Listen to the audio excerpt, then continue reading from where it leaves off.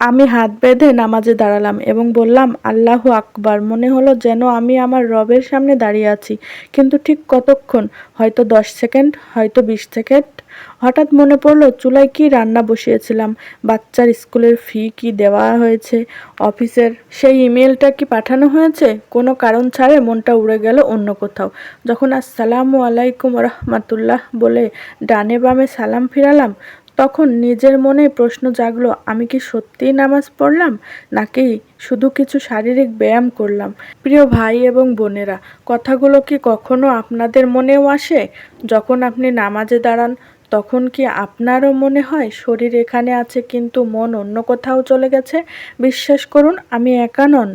আমাদের চ্যানেলের কমেন্ট বক্সে শত শত দিনদার ভাই ও বোন একই কষ্টের কথা লিখেছেন। তাই আজকের এই আলোচনা শুধু আপনাদের জন্য। আজ আমরা কোনো কঠিন তথ্য আলোচনা করব না, বরং হৃদয়ের গভীর থেকে জানার চেষ্টা করব কিভাবে আমরা আমাদের নামাজকে জীবন্ত করতে পারি, কিভাবে দুনিয়ার সব কোলাহল ভুলে রবের ভালোবাসায় হারিয়ে যেতে পারি। নামাজে মনোযোগের অভাব কোনো রোগ নয়, বরং এটি আমাদের ঈমানের দুর্বলতা এবং দুনিয়ার প্রতি অতিরিক্ত ভালোবাসার একটি লক্ষণ। শয়তান ঠিক এটিই চায়।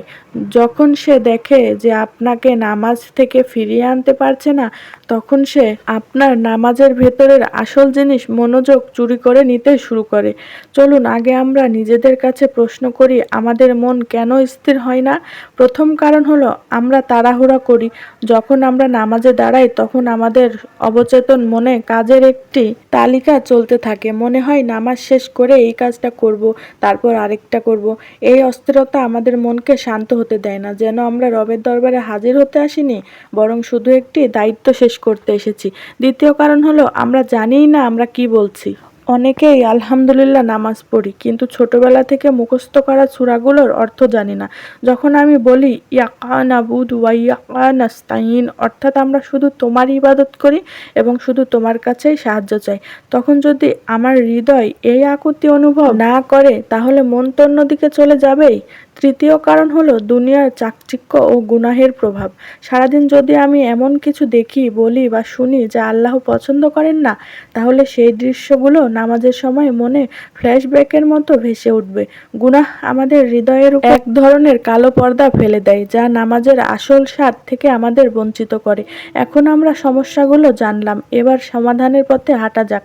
আমি আপনাদের কিছু খুব কার্যকর বাস্তব পরামর্শ দেব, যেগুলো আমি নিজেও মেনে চলার চেষ্টা করি।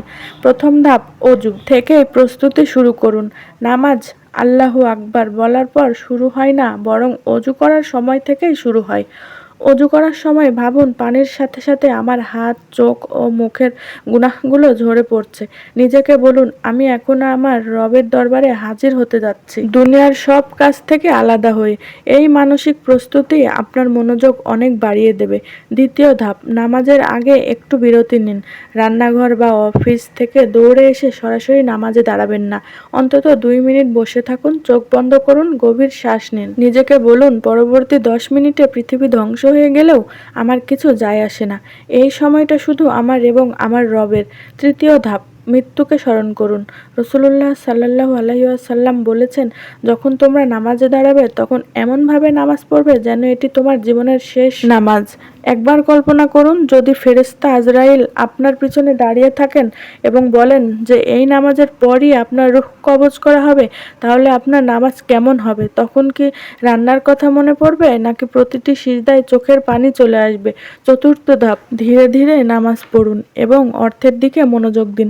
আমরা যখন প্রিয় মানুষের সাথে কথা বলি, তখন কি তোতা পাখির মতো দ্রুত কথা বলি? তাহলে আমাদের রবের সামনে এত তাড়াহুড়ো কেন? সূরা ফাতিহার প্রতিটি আয়াতের পর একটু থামুন, অনুভব করুন আল্লাহ আপনাকে উত্তর দিচ্ছেন।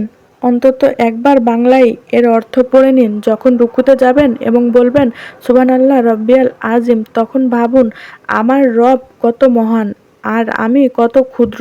পঞ্চম ধাপ, সিজদাকে নিজের করে নিন। বান্দা যখন সিজদায় যায়, তখন সে আল্লাহর সবচেয়ে কাছাকাছি হয়ে যায়। তাই সিজদায় গিয়ে তাড়াতাড়ি উঠে যাবেন না। সেখানে আল্লাহর কাছে সব কষ্ট, দুঃখ ও গোপন কথা বলুন, যা দুনিয়ার কাউকে বলতে পারেন না।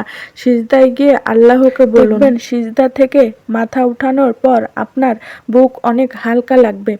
প্রিয় মা ও বোনেরা, আমি জানি আপনাদের বাস্তবতা একটু আলাদা। সংসারের কাজ, বাচ্চার কান্না, রান্নার চাপ এসবের মাঝে নামাজে মনোযোগ রাখা খুব কঠিন হয়ে যায়। তাই আপনাদের জন্য আমার বিশেষ পরামর্শ হলো, নামাজের সময়টাকে নিজের রিচার্জ সময় হিসেবে নিন। সারাদিনের কঠোর পরিশ্রমের পর সেই 10-15 মিনিটের নামাজই আপনার আসল শান্তি। যদি বাচ্চারা ছোট হয় তাদের পাশে বসিয়ে কিছু খেলনা দিয়ে দিন, বা তারা ঘুমালে নামাজ পড়ুন। মনে রাখবেন, যখন আপনি দুনিয়ার কাজ ছেড়ে আল্লাহর কাছে সাড়া দেন, তখন আল্লাহই আপনার বাকি কাজগুলোতে বরকত দেন। আরেকটি গুরুত্বপূর্ণ বিষয় শেয়ার করতে চাই।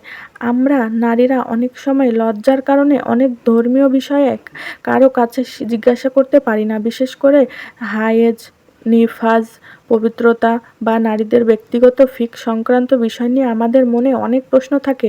এই অভিজ্ঞতার কারণে অনেক সময় আমাদের নামাজ বা ইবাদত সঠিকভাবে হয় না। এই অভাব পূরণের জন্য আমরা একটি নতুন উদ্যোগ নিয়েছি, সিস্টার্স ফিক ফোরাম নামের একটি নতুন চ্যানেল। এখানে মুসলিম বোনদের দৈনন্দিন জীবনের বিভিন্ন মাসালা খুব সহজ ও বিস্তারিতভাবে আলোচনা করা হয়। হায়েজের দিনের হিসাব থেকে শুরু করে পবিত্রতার বিস্তারিত নিয়ম সবই সেখানে পাওয়া যাবে ইনশাল্লাহ। আমরা আলোচনার শেষ পর্যায়ে চলে এসেছি। একটি কথা মনে রাখবেন, শয়তান কেবল সেই মানুষদেরই ধোঁকা দেয় যাদের কাছে ঈমানের সম্পদ আছে। যাদের ঈমান নেই তাদের নিয়ে শয়তানের কোনো মাথা ব্যথা নেই। তাই নামাজে মন অন্যদিকে চলে গেলে হতাশ হয়ে নামাজ ছেড়ে দেবেন না। ভুল চিন্তা আসা আপনার মনে দোষ নয়, কিন্তু সেই চিন্তাগুলোকে ধরে রাখা সমস্যা। যখনই মন অন্যদিকে চলে যাবে, সাথে সাথে নিজেকে আবার নামাজে ফিরিয়ে আনুন। এই চেষ্টা করার জন্যই আল্লাহ আপনাকে আরও বেশি সওয়াব দেবেন ইনশাল্লাহ। চলুন আজ থেকে চেষ্টা শুরু করি। পরের বার আমরা এমনভাবে নামাজ পড়ব যেন আমাদের রব আমাদের দিকে তাকিয়ে হাসছেন। যদি আজকের আলোচনা আপনার হৃদয়কে সামান্য স্পর্শ করে থাকে, তাহলে অনুরোধ রইল ভিডিওটি আপনার প্রিয়জনদের সাথে শেয়ার করুন। হয়তো আপনার একটি শেয়ারের কারণে কারো নামাজ সুন্দর হয়ে যাবে, আর তার সওয়াব আপনিও পাবেন। আপনারা কিভাবে নামাজে মনোযোগ ধরে রাখবেন বা নামাজ পড়ার সময় কি অনুভব করেন, কমেন্ট করে জানাতে ভুলবেন না। আমি আপনাদের প্রতিটি কমেন্টে পড়ি। আল্লাহ আমাদের সবাইকে খুব নামাজ আদায় করার তৌফিক দান করুন। আসসালামু আলাইকুম ওয়া রাহমাতুল্লাহি ওয়া বারাকাতুহু। আজ এ পর্যন্তই। আবার অন্য কোনো ভিডিওতে দেখা হবে। সেই পর্যন্ত সবাই সুস্থ থাকেন, ভালো থাকেন সেই কামনাই করি। ভিডিওটি ভালো লাগলে একটি লাইক দিন এবং শেয়ার করে অন্যদেরও জানার সুযোগ করে দিন। আল্লাহ হাফেজ।